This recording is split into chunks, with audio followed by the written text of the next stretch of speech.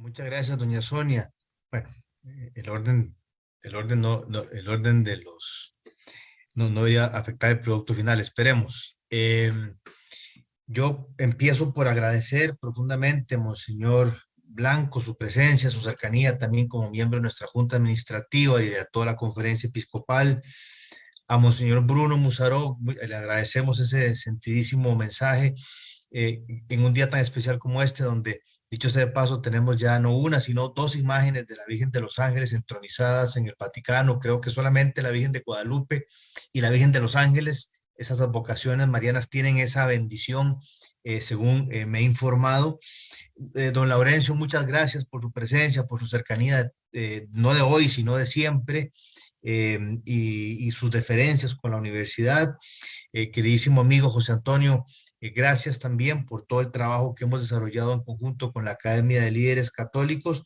Y desde luego quiero también agradecer la presencia y el trabajo de los contribuyentes a este libro. Hoy me parece que contamos con don Carlos Roversi y con don Lucas Fiorini, que nos acompañan, y a lo mejor hay otro, me disculpan si hay otro más, de los 10 o 12 contribuyentes al libro que nos acompañan hoy. Gracias por esa presencia, doña Sonia. Padre Alexis, gracias por todo. Esta obra tiene un génesis muy particular. Nace hace un año, la idea, cuando la Conferencia Episcopal nos pide hacer un evento sobre Fratelli Tutti días después de su publicación. Y tal fue el impacto que generó, el interés, la participación de esa mesa virtual que tuvimos de un día de conferencia sobre la encíclica, que inmediatamente después pensamos, y que le hicimos, yo sé paso, también con la Academia de Líderes Católicos, que pensamos con el padre Alexis y con José Antonio que tal vez valdría la pena ir más allá, profundizar más en este proceso. Y por eso, como bien lo decíamos, señor Daniel, convocamos a 12 eh, políticos creyentes de 10 países distintos, exministros, exdiputados, senadores, fiscales, embajadores, provenientes de la economía, la ciencia política, la historia, el derecho, el periodismo y la filosofía, y de países como Argentina, Brasil, Chile, Colombia, Costa Rica, Ecuador, España, México, Perú y el Uruguay, a reaccionar, a responder a lo que el Santo Padre nos plantea en esta joya que se llama Fratelli Tutti. Así dio a luz con el trabajo de la academia, con el trabajo de la Universidad Católica, de su observatorio Laudato Si y el auspicio de la Federación Internacional de la Federación Internacional de Universidades Católicas, este libro que presentamos hoy. Fratelli Tutti, la mejor política, los políticos responden. Es un día de doble celebración, porque celebramos la publicación de esta obra y, como bien lo decía Monseñor Daniel y Monseñor Musaró, el bautizo de nuestra editorial. Es la primera obra que se publica bajo nuestro sello editorial y agradecemos el apoyo tremendo de don Adrián Sánchez en este proceso, y de RUAC Editorial con todo el apoyo logístico para llegar a este momento. Y hacemos votos para que sea esta una herramienta también de propiciación del bien común, de evangelización de la cultura, y la ponemos al servicio de la iglesia, de nuestros estudiantes, profesores, de nuestro personal administrativo, de la misma academia de líderes católicos, para que realmente veamos mucho fruto a partir de esta herramienta que hoy inauguramos con alegría. Hace 6 años más o menos que se nos encomendó este servicio al frente de la Universidad Católica, y en ese momento dijimos que trabajaríamos en 4 edificios: el académico, el humano, el espiritual y el de infraestructura física y tecnológica. Quizás lo que más se note lo que se hace en la parte de infraestructura física y tecnológica, pero hay espacios como el académico que son fundamentales, y este es un avance fundamental en nuestro edificio académico. Nuestra editorial UCAT hoy ve la luz con una obra que además es un aporte fundamental desde la iglesia, desde la reflexión del Santo Padre para el mundo y ciertamente para los líderes políticos. Este texto, que ya lo dijimos, es un texto editado por mi buen amigo José Antonio, por el padre Alexis y un servidor, contempla aportes de 12 profesionales distintos. Toma el modelo del poliedro que tanto cita el Santo Padre en Evangelii Gaudium, que refleja la confluencia de todas las parcialidades que en él conservan su originalidad. El presente libro, entonces, parte de esta lógica, pues reúne textos de distintas autorías, acentos, enfoques y métodos analíticos, pero con igual calidad y riqueza en la reflexión. Tiene un prólogo que, como ya se indicó, lo presenta Monseñor Musaró, con su experiencia vasta en la política latinoamericana. El primer capítulo, una introducción que hacemos conjunto a 6 manos los 3 editores. Un primer capítulo donde José Antonio y un servidor damos el punto de partida, el tono de partida del libro. En el caso de José Antonio, desde una perspectiva más histórica, y en el caso mío, hablando un poco más de cómo se convierte en una especie de hoja de ruta, una especie de plan de paz, le llamo yo, a esta encíclica para propiciar el bien común y la paz mundial. Ya entraremos un poquito más en detalle si tengo tiempo más adelante en esta reflexión. Y después pasamos a las contribuciones de los distintos contribuyentes desde la esfera pública. No me meto en cada uno de ellos porque eso lo va a hacer el padre Alexis en su presentación. Basta decir que el capítulo 2 habla o responde al llamado que hace el Santo Padre a propiciar el bien común. El capítulo 3 responde a la exhortación del Papa a propiciar el diálogo político fructífero, y el capítulo 4 a no dejar por fuera a las periferias. Dice el Santo Padre que para hacer posible el desarrollo de una comunidad mundial capaz de realizar la fraternidad a partir de pueblos y naciones que vivan la amistad social, hace falta la mejor política, puesta al servicio del verdadero bien común. Convencidos de esta gran verdad que encierra este postulado del Papa Francisco contenido en Fratelli Tutti, presentamos este libro con la esperanza de demostrar que cuando existe la voluntad y el compromiso de quienes la ejercen como oficio, la mejor política es posible. La caridad política es posible. Y ahora, pues en esa tónica, en esa lógica, me permito muy rápidamente compartir con ustedes algunas ideas que me parecen fundamentales, sin entrar en el fondo del libro, pero que creo que son ideas fuerza que el libro rescata y que espero les motiven a poderlo obtener rápidamente. No me voy a detener en todos los puntos, sería imposible por temas del tiempo, pero sí quisiera puntualizar algunos temas. Como decía, el Santo Padre nos presenta un plan, un verdadero plan de trabajo para propiciar el bien común a nivel mundial, que ha motivado a muchos políticos a reaccionar, como los 12 que tenemos hoy, y que agradecemos de nuevo su contribución sesuda y sentida al texto que hoy presentamos. Nos dice el Papa, para comenzar, que hay algunas sombras peligrosas que se ciernen sobre nuestros países. Y nos dice, nos habla de varias de ellas, pero rescato un reto que nos pone para superarlas. Cada generación ha de hacer suyas las luchas y logros de las generaciones pasadas y llevarlas a metas más altas aún. Vaya reto para nosotros que estamos en la academia y formando personas. Ahí nos vemos interpelados todos. Pero además nos dice, y les repito, no me voy a detener en todos porque no tenemos el tiempo, nos dice algo muy importante, que para superar esas sombras, el modelo a seguir es el modelo del buen samaritano. Y cuando lo describe, nos plantea 2 puntos esenciales. Repito, esto es una pincelada, un abrebocas para motivarlos a conseguir el libro y estudiarlo. Lo primero es entender que la vida no es tiempo que pasa, sino es tiempo de encuentro. Es tiempo de encuentro sobre todo con los más necesitados. Y nos dice el Santo Padre que nos hemos vuelto analfabetos en acompañar, cuidar y sostener a los más frágiles, que es una de las grandes tareas que tenemos pendientes, sobre todo a nivel de la gestión pública. Y nos pide que nos tratemos no como socios, sino como prójimos, como hermanos. Y es que realmente nos hemos estado tratando como socios y no como prójimos. Y sobre todo en América Latina. Y les enseño este dato que para mí es espeluznante. Latinobarómetro 2021, América Latina, el continente más desconfiado del mundo, donde la gente menos confía en el prójimo o en el socio. Nos vemos no como socios, sino como socios desconfiados. Solamente un 9% de las personas dice que confía en sus semejantes. Nunca mejor dicho este llamado para nosotros latinoamericanos, y en Costa Rica estamos en el 10%. Ahora bien, asumir el modelo del buen samaritano en nuestras sociedades requiere de la mejor política, dice el Papa, de la caridad política. Y vean qué palabras más interesantes y más fuertes referidas a esta disciplina. Esto, porque dice él, más allá de sus falencias, limitaciones y errores, el mundo no puede funcionar sin política.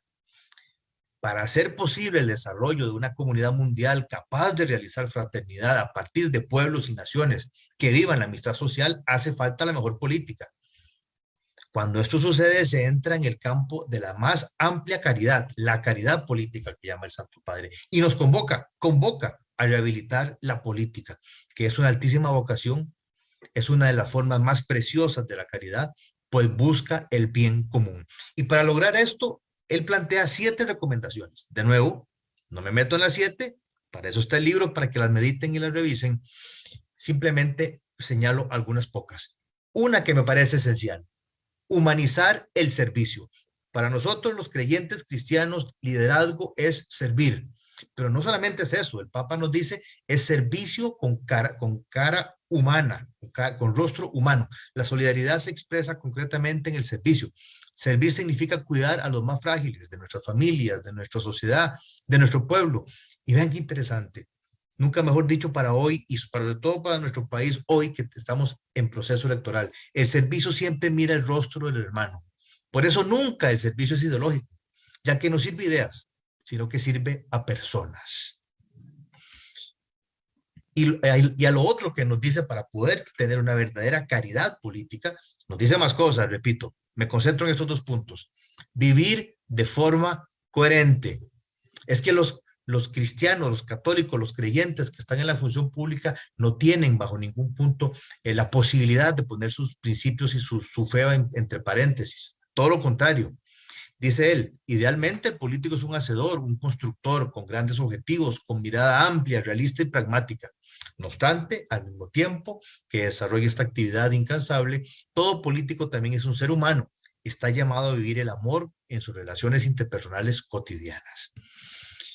Por cierto, aprovecho un momento para decir, este fantástico libro también publicado por la Academia Católicos en Política se mete muy de lleno en este tema del testimonio dentro de la función pública y también lo recomiendo. El desarrollo de la caridad política necesita el diálogo, nos dice el Santo Padre. Vean cómo él va entrelazando en esta hoja de ruta para propiciar el bien común. Y el diálogo, dice él, es la forma más humana de resolver los conflictos, que son normales en cualquier conglomerado social. No satanicemos el conflicto social, es normal que se dé. El tema es cómo lo resolvemos. En palabras del Santo Padre, ojo a estos verbos: acercarse, expresarse, escucharse, mirarse, conocerse, tratar de comprenderse, buscar puntos de contacto. Todo eso resume el verbo dialogar. Para encontrarnos y ayudarnos mutuamente necesitamos dialogar. Entre la indiferencia egoísta y la protesta violenta, siempre hay una opción posible, que es el diálogo. Y para que este diálogo sea fructuoso, de nuevo, nos presenta el 7 claves, que tampoco puedo tocar a profundidad ahorita, están en el libro, pero quisiera hacer énfasis en algunas de ellas. Un mensaje muy concreto para los gobernantes. Vean qué interesante lo que dice él. Y para quienes están en la función pública, con renuncias y paciencia. Con renuncias y paciencia, un gobernante puede ayudar a crear ese hermoso poliedro donde todos se encuentran en un lugar. Es un intercambio de ofrendas en favor del bien común. Vean qué forma más linda de poder definir diálogo. Un intercambio de ofrendas en favor del bien común. Aceptar la posibilidad de ceder algo por el bien común. Quienes propicien el diálogo en estos términos, con renuncias y paciencia, ¿verdad? Dice el Santo Padre, serán los héroes del futuro. Los héroes del futuro, con renuncias y paciencia. No con posiciones altisonantes en redes sociales, con insultos detrás de un ordenador o de un teléfono. No, con renuncias y paciencia. Y por eso nos dice, no hay manera de alcanzar una síntesis superadora, que es lo que se espera del diálogo, un diálogo productivo y fructífero, si hay ataques personales ad hominem, que es algo que no debemos permitir y que el Papa nos pide no propiciar bajo ningún punto en este proceso de diálogo. Y lo otro que nos pide pareciera que es muy sencillo, que es muy obvio, pero no siempre lo es. Recuperar la amabilidad, pues las formas importan y en el caso de la política, como ustedes saben, importan tanto como el fondo. Recuperar la amabilidad, nos dice el Santo Padre.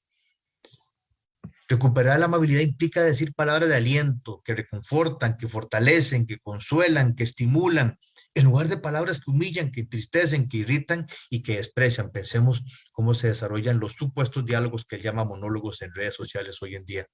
Así es como él nos pide dialogar para llegar a síntesis superadoras que propicien realmente el bien común. Y en este proceso, el diálogo y la caridad política urgen del aporte de la religión. Por favor, no permitamos que se nos siga diciendo que no tiene nada que decir ni nada que ver la iglesia cuando se habla de propiciar el bien común y en la política pública de los países. Tiene mucho que aportar de primerísimo nivel nuestros líderes religiosos. Y si no, vea lo que dice Santo Padre. El concurso de los líderes religiosos en la iluminación de la mejor política y en la facilitación del diálogo que propicia la amistad social, más que una opción, es un deber. Y por muchas razones. Él plantea 4 muy fuertes que tampoco puedo puntualizar ahorita por cuestiones de tiempo, pero me detengo en una. Vean lo que dice. Es su misión. Es verdad que los ministros religiosos no deben hacer política partidaria, propia de los laicos, pero ni siquiera ellos pueden renunciar a la dimensión política de la existencia, que implica una constante atención al bien común y la preocupación por el desarrollo humano integral. Y además de que lo tienen como misión, vean ustedes lo que nos dice el Latinobarómetro 2021, la Iglesia en América Latina es la institución con el nivel más alto de legitimidad continental. Un 61% de la gente confía en la Iglesia sobre cualquier otra institución. En Costa Rica lo vemos también que estamos al mismo nivel de América Latina, un 61%, y también es la que tiene más legitimidad. Aquí están, pues prácticamente, con excepción de 5 países, 6 países, todos los demás por encima de la media en América Latina. Para terminar, porque ya estoy, o casi me he gastado mi tiempo, su encíclica Fratelli Tutti sobre la fraternidad y la amistad social tiene un claro objetivo, que es convertirse en una herramienta de aplicación práctica para la propiciación global del bien común, en la que se asuma la cultura del diálogo como camino, la colaboración común como conducta y el conocimiento recíproco como método y criterio. Para superar muchas de las sombras, que podemos enumerarlas, son muchas, que se ciernen sobre el mundo y sobre nuestros países latinoamericanos, urge adoptar el modelo del buen samaritano en el proceso de reconstrucción de nuestro pacto social.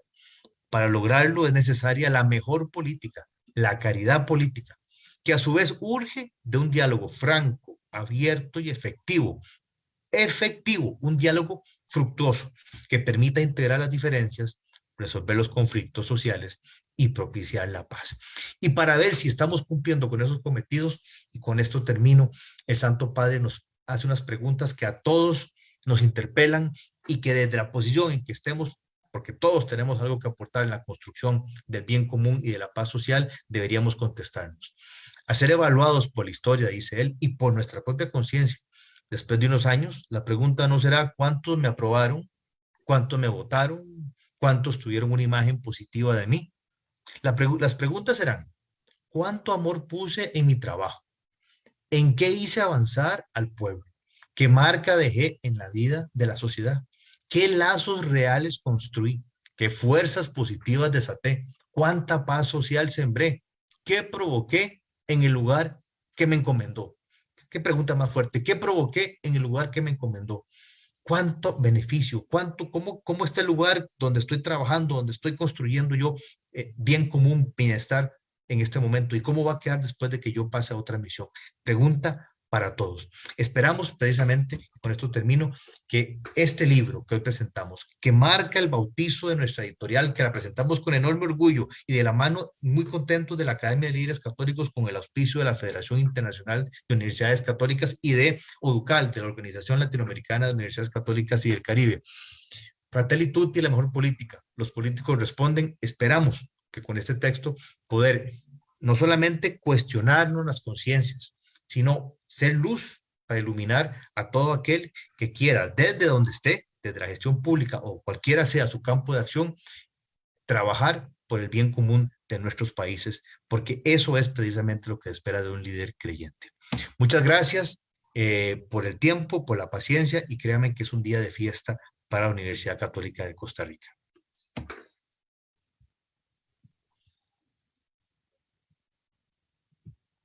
Muchísimas gracias, don Fernando, por su exposición donde nos presentó el contexto de Fratelli Tutti y el impulso de la mejor política. De seguido vamos a escuchar ahora sí la exposición a cargo de don José Antonio Rosas Amor, director de la Academia Latinoamericana de Líderes Católicos, con la ponencia Fratelli Tutti y su contextualización histórica. Don José Antonio es el director general y fundador de la Academia de Líderes Católicos. Es cientista político de profesión con experiencia en partidos políticos y formación política en México y Chile. Es máster en gestión y políticas públicas con varias publicaciones en pensamiento político. Conferencista además en varios países. Don José Antonio, tiene usted 15 minutos para hacer la presentación de su ponencia.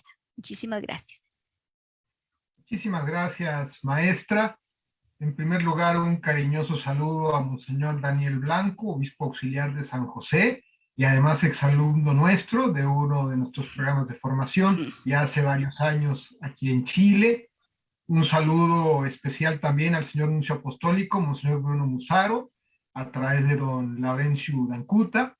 Un saludo a las autoridades de la Universidad Católica de Costa Rica, especialmente a mi amigo Fernando Sánchez, no porque esté él aquí presente, pero sinceramente yo creo que Fernando es uno de los referentes de católico que trabaja en la vida política y de lo que el Santo Padre ha invitado a relegitimar la actividad política con la presencia de cristianos.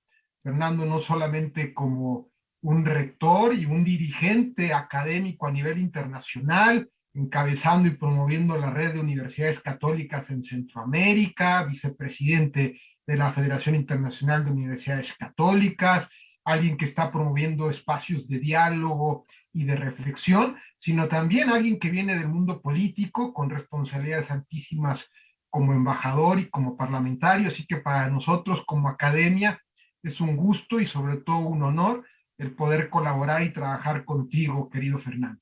Y un saludo pues a todos los amigos que se conectan. Estoy viendo en el chat varios exalumnos nuestros, nos da muchísimo gusto, y especialmente a políticos y varios de los políticos que escriben en este libro.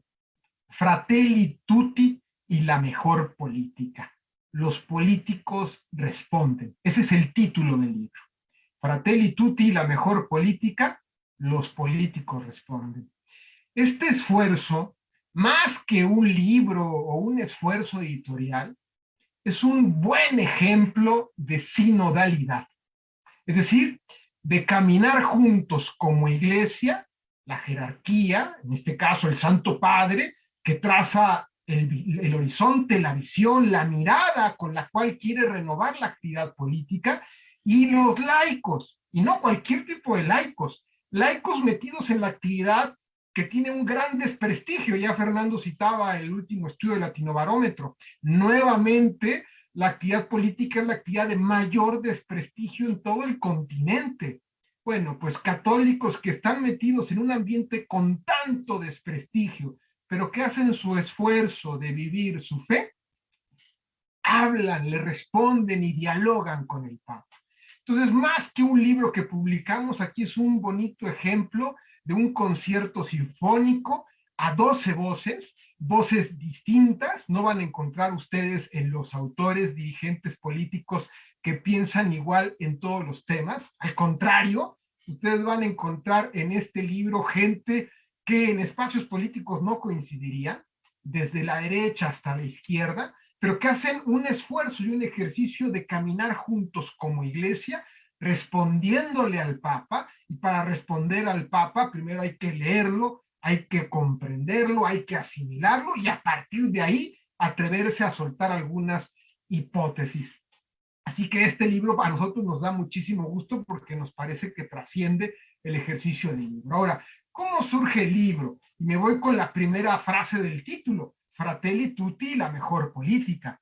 Este libro, la primera iniciativa de este libro es del Papa Francisco, con su encíclica social, Fratelli Tutti, todos hermanos, que ya Fernando la ha citado. La Fratelli Tutti es una encíclica de la doctrina social de la Iglesia. Y la doctrina social de la Iglesia es este conjunto de principios, criterios de juicio, valores, directrices de acción que se han ido elaborando no en un momento determinado, sino que se van elaborando a lo largo de la historia y del tiempo a partir de las intervenciones del magisterio de la Iglesia Católica en sus diversas expresiones. Pueden ser encíclicas como la que ahora nos toca comentar y responder, pero también mensajes sociales de concilios y de las propias conferencias episcopales. Por eso es que la doctrina social de la Iglesia es algo vivo, es un camino que se sigue realizando y desarrollando en el tiempo y que trata la doctrina social de la Iglesia sobre los grandes desafíos sociales contemporáneos, es decir, de cada época. No son los mismos los desafíos sociales de 1900, cuando se publica Rerum Novarum, que los de Fratelli Tutti en el año 2020. Cada época tiene desafíos distintos y la Iglesia, desde el Evangelio, responde a esos desafíos sociales contemporáneos. Y estos desafíos y esta respuesta a estos desafíos no se dirige solamente a quienes son católicos, ni siquiera a quienes son solo creyentes, sino a todos los hombres de buena voluntad. Y por eso me da gusto contarles, por ejemplo, que entre los 12 autores de este libro, hay uno que es miembro de nuestra academia, colaborador, amigo nuestro, que no es católico. Él es agnóstico, aunque él públicamente dice que es un admirador del Papa Francisco. De hecho, este ministro chileno que se llama Carlos Ominami, que escribe uno de los capítulos de este libro, habla bellísimo del Papa Francisco, diciendo que cuando él fue al Vaticano a tratar de ver de qué se trataba aquello que se hablaba del Papa Francisco y sus mensajes que estaba tratando de hacer una conversión pastoral, personal y estructural de la Iglesia, dice que cuando escucha al Papa en una audiencia, él se queda conmovido porque no había escuchado palabras textuales, dice, no he escuchado palabras tan audaces en ningún líder progresista en el mundo como las he escuchado de este Papa.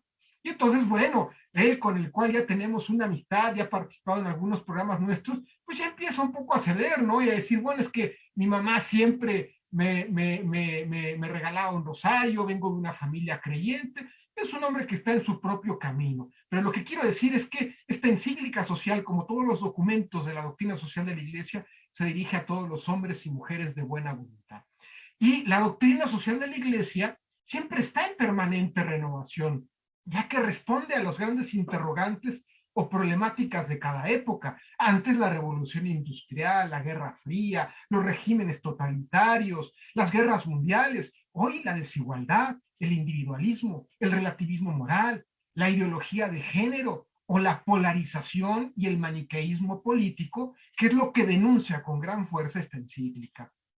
En ese sentido, la enseñanza social de la Iglesia no es un pensamiento monolítico o fosilizado, sino que se actualiza y se renueva en cada tiempo, siempre desde una hermenéutica de la continuidad, que es la tradición de la Iglesia.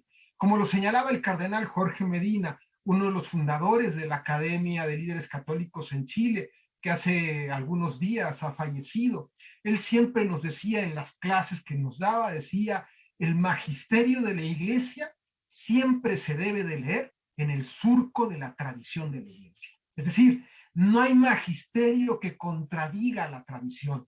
Magisterio y tradición de la Iglesia se complementan, caminan en el mismo surco, porque las consecuencias sociales del querigma, las consecuencias de un auténtico encuentro personal y comunitario con Cristo, siempre está abierto a las sorpresas de Dios. Porque Dios es un Dios vivo que nos sorprende en el tiempo y que nos plantea desafíos nuevos de acuerdo a nuestro tiempo. ¿En qué contexto se publicó la encíclica del Papa Francisco Fratelli Tutti? ¿Qué pasaba el año pasado cuando se publica la encíclica que empezó a comenzar a ser escrita, dice el Papa, incluso antes de la pandemia? Bueno, tal vez muchos no somos capaces de reconocer en este momento, al ser parte de la época en que vivimos, que el mensaje que el Papa Francisco escribe en Fratelli Tutti es un mensaje dramático. Algunos intelectuales europeos se han atrevido a llamar a esta encíclica como la nueva Pacem in Terris, aludiendo al escenario tan dramático al que responde esta encíclica. Por tiempo, como el buen Fernando lo decía también, no me voy a meter a desarrollar las principales coordenadas de la encíclica, solo citaré, me parece a mí en lo personal, una de las citas o de los parágrafos más relevantes de la encíclica, donde el Papa plantea cuál es el mundo en el cual está respondiendo esta encíclica. Cito textualmente, el Papa dice: la mejor manera de dominar sin límites hoy día es sembrar la desesperanza y suscitar la desconfianza constante, aún disfrazada detrás de la defensa de algunos valores. Repito, sembrar la desconfianza disfrazada incluso en la defensa de ciertos valores. Continúo con la cita. Hoy en muchos países se utiliza el mecanismo de exasperar, exacerbar y polarizar. Por diversos caminos se niega a otros el derecho a existir y a opinar distinto, y para ello se acude a la estrategia de ridiculizarlos, sospechar de ellos y cercarlos. Ese es el contexto en el cual se publica la encíclica Fratelli Tutti. Y a un año de su publicación, ¿cómo estamos? ¿Qué respuestas y sobre todo qué compromisos se han suscitado a partir de esta encíclica? Y yo les preguntaría a ustedes, ¿creen ustedes que el mensaje de la Fratelli Tutti sigue vigente? ¿Sigue pertinente? ¿O el escenario ha cambiado y ya no estamos en un escenario de polarización, de maniqueísmo, de exasperación, de instrumentación, de ideologización? Bueno, yo creo que el mensaje del Papa Francisco es sumamente pertinente, oportuno y necesario un año después. Pero, en mi opinión, si nosotros nos ponemos a analizar desde la perspectiva de la acogida, la resonancia, las respuestas, los cambios que se suscitaron después de la encíclica, me parece que la respuesta ha sido muy pobre. En el año que hemos vivido, el escenario incluso es más complejo y más pesimista que hace 365 días. Les pongo algunos ejemplos. Primero, en el año de la pandemia, en lugar de que la pandemia hubiera sido una oportunidad para que la clase política se pusiera de acuerdo, superando las trincheras que cada uno tiene, si de conservador, liberal, progresista, derecha, izquierda, al final ponerse a trabajar juntos, como lo convoca la encíclica, por una agenda, y en este caso la agenda era salir de la pandemia, pues nos hemos dado cuenta que no ha sido así. El fondo COVAX, que fue un fondo que se impulsó a nivel de Naciones Unidas para que los países más ricos contribuyeran y financiaran para hacer vacunas para que llegaran a los más pobres, ha fracasado. Miguel Ángel Rodríguez Echevarría, un amigo a quien le tengo mucho cariño y admiración, expresidente de Costa Rica, ha escrito bastante sobre ello.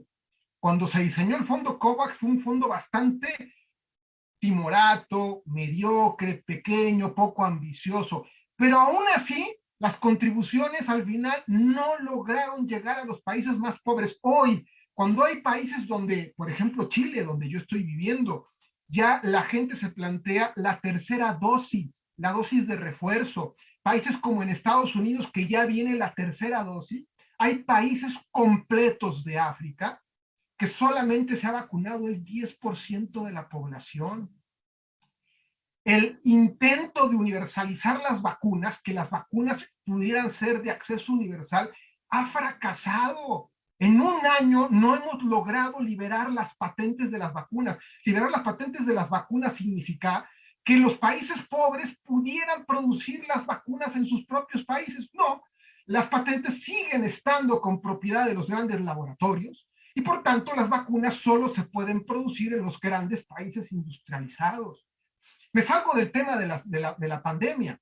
Hablemos qué ha pasado en este año a nivel político. Tuvimos las elecciones en Estados Unidos, después de la Fratelli Tutti. Dios mío, qué escenario de mayor polarización, queriendo plantear todo en blanco y negro, como si el buen católico tenía que ser o pro-Trump o pro-Biden, cuando encontramos en ambas candidaturas muchísimos defectos. Tratar de reducir e instrumentalizar la fe por un valor determinado, fuera el de la defensa de la vida o la defensa de los pobres, y tratar de exterminar al enemigo. porque además no se habla de contrincantes políticos, se habla de enemigos, comunistas o anticomunistas. Después vivimos las elecciones de Perú. Dios mío, qué dramático lo que vimos en las elecciones de Perú. Ustedes se acordarán, en donde estaban las elecciones entre un Castillo y un Fujimori. Más allá de las dos candidaturas, el discurso político que vimos fue un discurso de aniquilamiento unos a otros, donde no había grises, era blanco y negro, y tratar de vendernos y meternos en la idea que el ser católico era ser anticomunista. El Papa Francisco en la Fratelli Tutti no le dedica una sola palabra a hablar del comunismo o del anticomunismo. El gran peligro que denuncia el Papa Francisco es el odio y la confrontación al interior de nuestras sociedades. Después vinieron las elecciones en México, lo mismo. La situación en Nicaragua, es dramático lo que estamos viviendo con ese régimen autoritario, en donde incluso han públicamente llevado una persecución en contra de los obispos y de la Iglesia Católica. Por tiempo no me voy a dilatar más, pero lo que les quiero decir es que de la Fratelli Tutti al día de hoy, la respuesta del mundo político ha sido muy pobre y muy mediocre.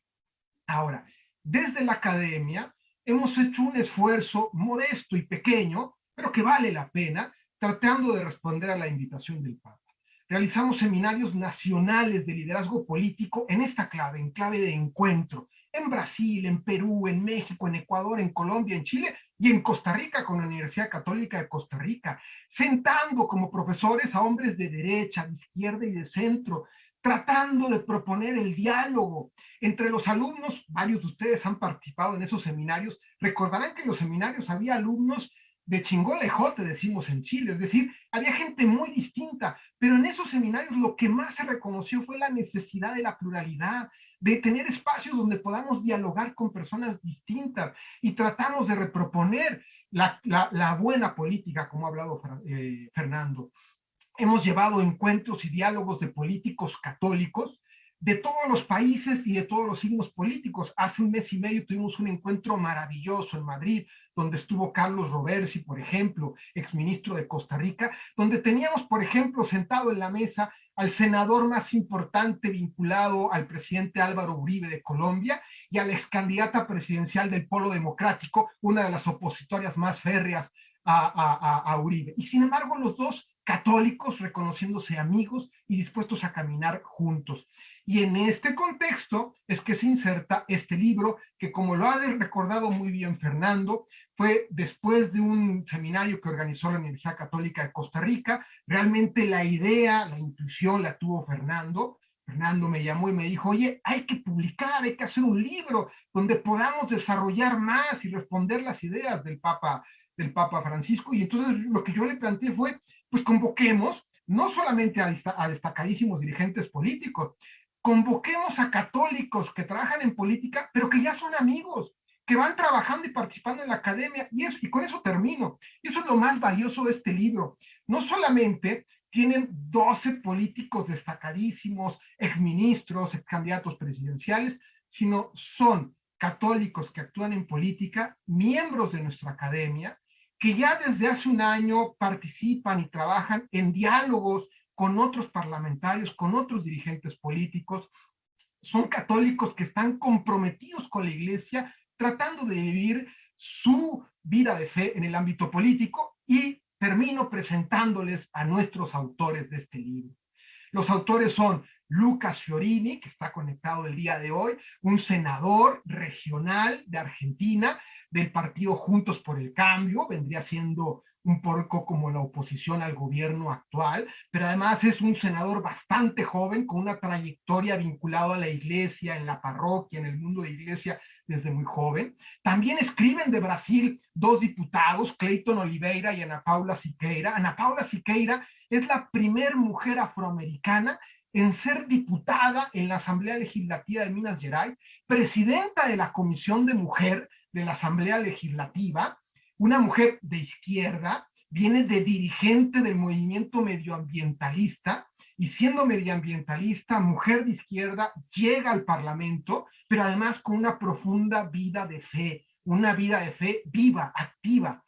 Escribe de Chile, Carlos Ominami, que ya les conté, un exministro, fue ministro de Salvador Allende, después fue ministro del gobierno de la Concertación, un hombre pues, con un transitaje en la política tremenda, ministro de Economía, senador, estuvo exiliado en Francia, es socialista, pero también en el mismo libro escribe Jaime Belolio, ministro del actual gobierno de centro derecha de Chile. Él es el ministro secretario general de gobierno, que es el encargado de dar a conocer las políticas públicas como el ministro de comunicación del gobierno, donde Chile es uno de los referentes de la vacunación en América Latina. Escribe también Gabriel Velasco, él es senador por el Partido del Centro Democrático, fue vocero de los senadores, uno de los senadores más cercanos a Álvaro Uribe, un hombre de derecha. También escribe en este libro la expresidenta Laura Chinchilla del Partido de Liberación Nacional, que ustedes conocen muy bien. También escribe de Ecuador el ex vicepresidente de la República, Alberto Dají, del Partido Conservador, que fue vicepresidente, que fue parlamentario. De México está escribiendo Bernardo Batis, uno de los fundadores del partido político del presidente López Obrador, un hombre de izquierda, que fue fiscal del Distrito Federal, que hoy es uno de los magistrados del tribunal, del máximo tribunal constitucional en México. De Perú escribe Marisol Pérez Tello, ella fue diputada, ministra, secretaria general del Partido Popular Cristiano. De Uruguay, una mujer de centro, escribe de Uruguay, escribe de Uruguay el presidente del Partido Socialista del Uruguay, ahora se me va su nombre, discúlpenme, y escribe de España Consuelo Madrigal, quien fue fiscal general del Estado de España. De Costa Rica escribe también Carlos Roversi, exministro también de Estado durante la presidencia, ahí fue donde fue mi confusión, durante la presidencia de la presidenta Laura Chinchilla. Y la estructura del libro es muy sencilla, creemos los tres ejes a los cuales responden los políticos, son los tres temas que quisimos responder. Uno es el bien común global, el diálogo político y las periferias. Entonces, cada una de las ponencias se insertan en uno de estos tres ejes, el bien común, el diálogo político o las periferias. Nuevamente, yo le agradezco muchísimo a la Universidad Católica de Costa Rica por esta confianza de haber trabajado juntos y esperamos que este sea el primero de muchos otros libros que publique este esfuerzo editorial de la universidad. Muchas gracias.